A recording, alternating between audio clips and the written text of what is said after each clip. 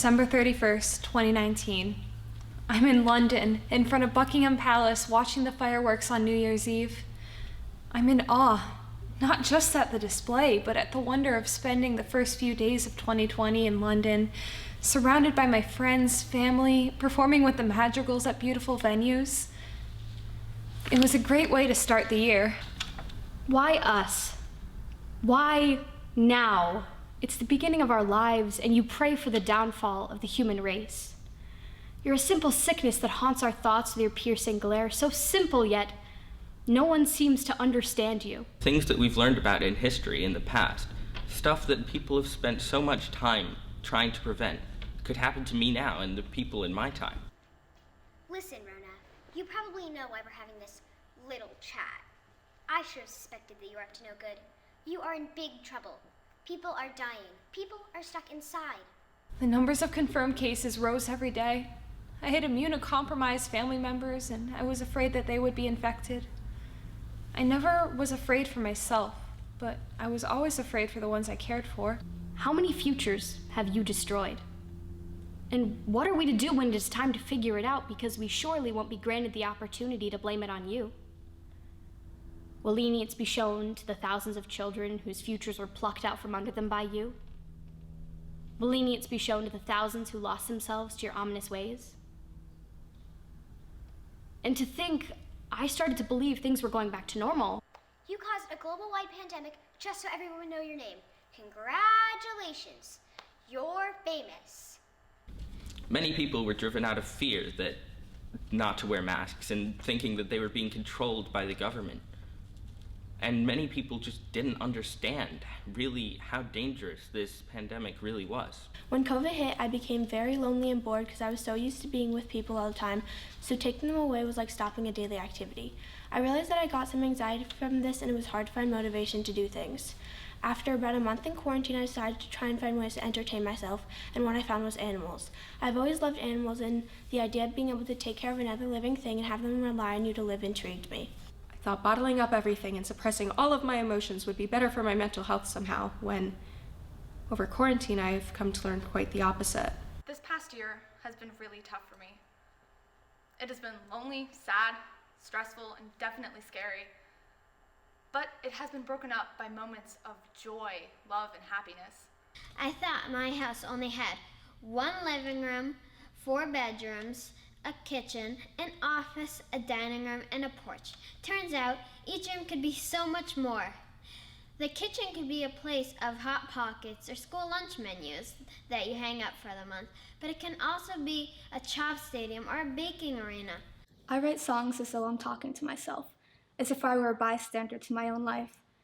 Does it make sense to not want to take accountability for the things I do and the things I don't, for what I love but can't bring myself to like? How ironic to lose interest now of all times when there's nothing to do but wait for time to pass. But hey, at least I've got writing.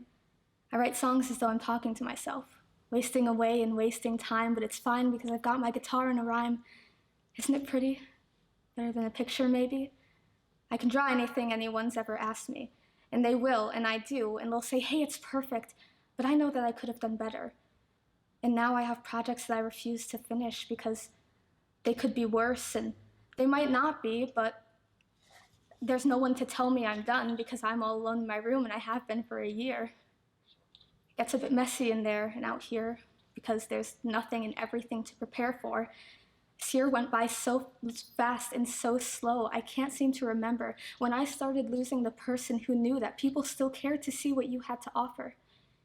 And if I don't do it for them, why do it at all? I never thought I'd be the kind of person who would try to blend in, to not stick out. If you knew me when I was younger, you'd probably agree I wasn't one to let myself fade into the background. But now, for better or for worse, I find myself evading attention a lot more often than not. It's no secret that this pandemic has been a struggle for everyone. For many teens, mental health has taken a dive. I've definitely experienced this. I have no sleep schedule anymore, food became a hobby, and I lie awake at night asking myself questions that keep me up. Things like, why is space so big? Or what is time? Why is it all relative?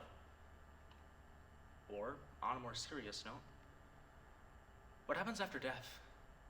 Or What would happen if all my friends and family suddenly vanished one day? Questions that seemed hypothetical were now more real than ever. Hitting rock bottom is hard. I felt like that was it. I felt like I lost everything. And not being able to see anyone was really tough for me. It was really sad not being able to see my friends, and there were so many distractions around me. I guess the most valuable and important skill I've begun to learn is how to appreciate being happy. I've started to learn not to let the monster that's lurking in the deep hole of sadness keep me there for good. I didn't know how fortunate I was until I lost almost everything. And I was jealous of what life was like before, but the more I dwelled on it, the worse I felt. The world we live in today has produced a lot of deep sadness inside of me. And because of that, some days it's a challenge to get anything done. There are good days, and there are bad days. And they all blend together into this huge gray cloud that is this past year. There was no normal. Friends that I had known my whole life never even reached out to talk to me, which made me feel even more alone. I cried almost every day, and I was mad at myself for not feeling better no matter how much I tried. That was when I realized that this lifestyle could be the new normal. Maybe the work would just go away if I lied in my bed in the same clothes I wore the day before, which of course are pajamas because I haven't left my room in a week. I write songs as though I'm talking to myself. And even though I won't open up a sketchbook, I can still write a song. Or at least do the start, and then get my guitar and play a few chords, usually 3 or 4. I don't know if what I'm doing is wrong or right to somebody else, but I know what I want. I'm learning and exploring through a different lens because you'll be more sympathetic to somebody who isn't me. I don't deserve the self-pity, but I'm coming to an understanding with whoever I am that it's okay to feel scared and it's okay to want to share. I write songs as though I'm talking to myself. Am I scared? Yeah, probably. Do I feel like my struggles aren't as significant as theirs for whatever reason? Definitely. And this isn't new. Vulnerability has always been something I've struggled with. I've always had that little voice in the back of my mind that reminds me of my fear of rejection. Even introducing myself to someone new can be a struggle. But this pandemic has really flipped the whole world upside down and amplified every little flaw I could find and made it 10 times worse. I had tried to keep you close as my guide for so long when really I needed to take a step back and do things for me. I can overcome you. I'm not the only one, and I'm not alone. And somehow, that makes me feel better. It makes me feel more connected to my friends and the people who I'm close to in my life. We'll make it through this if we keep hope alive. Without these little getaways during COVID-19, the experience would be long and lonely, and a bad picture of life would be glued inside my head. I hope that 100 years from now, the students who are learning about this will better understand what we did wrong and what they should do better to prevent against the next inevitable pandemic. I never realized how much of a problem my lack of vulnerability was until this year. So in some strange way, the pandemic has helped me look at myself through a whole new lens. And I needed that. I've never talked about what's really going on with my mental health with anyone. Is that what I'm supposed to do? Just get everything off my chest, open up, and hope that someone will be there to help me? I did tell my doctor what's been going on, and she gave me the phone numbers of a few therapists. And to be honest, it felt good to have someone listen, respect my problems, and offer to help like that. I'm gonna call one of those numbers. Even though I'm scared, I know it's a good thing to do. I'm proud of myself for opening up. I'm just gonna keep taking it one step at a time. I know that I can truly overcome anything. However, that isn't completely true. I still break down and I have bad memories linger up on my bad days, but I know that if I ground myself and look at all of the love and support around me, I'm able to move forward. This pandemic has been exhausting for my mental health. and I'm learning that I have a lot to say. I know that some things will never go back to the way they were before Friday, March 13th, 2020. I know that my future looks different now, but whatever happens, I know that I can keep pushing through. And that's enough.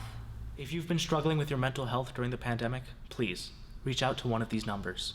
You are not alone.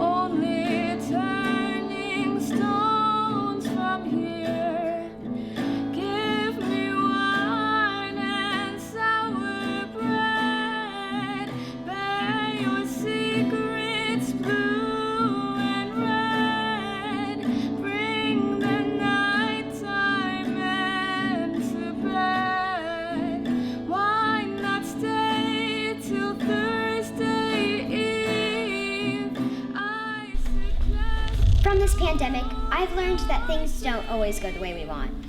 I can't keep holding myself back from my dreams. I've learned a lot about how I act and a lot about the ways I act online versus acting in person. Learned to take advantage of the things that I have. Having supporting friends and being able to move forward in life is beneficial. I appreciate the things I do have instead of the things I don't have. During this pandemic, I've learned that it's very hard to be alone, and my animals have helped me so much with that. I learned how to move on from negative thoughts and feelings and remember that there's a light at the end of the tunnel. During this pandemic, I've learned that I have a lot of things to work on for myself, and that expressing myself creatively is more important now than ever. During the pandemic, I've learned that it's okay to ask for help.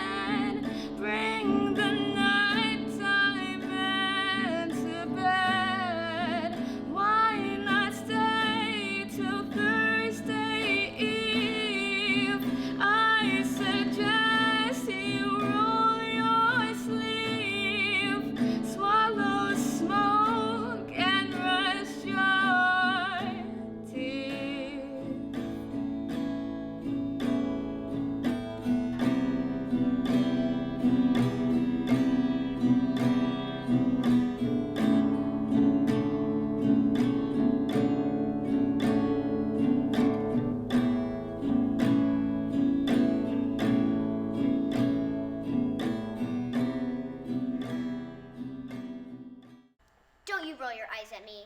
There's only one solution, and that is for you to go away for a long time.